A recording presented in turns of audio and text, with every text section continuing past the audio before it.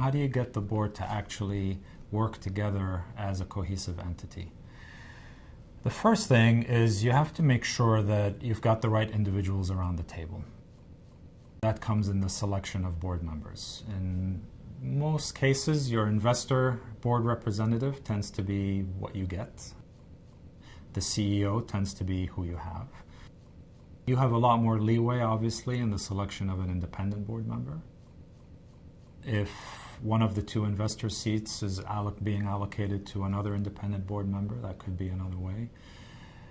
But once the board members are selected and they're ready to go, the question is, how do you get everybody working together well?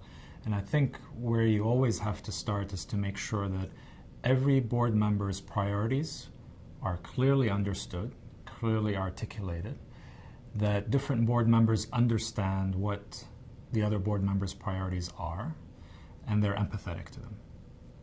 And this is where the role of the CEO comes in, assuming the CEO is the chairman of the board.